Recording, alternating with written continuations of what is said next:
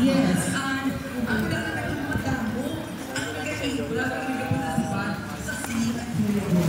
Yes, and right now, that's why it's called Guimaras, para we recognize the peoples.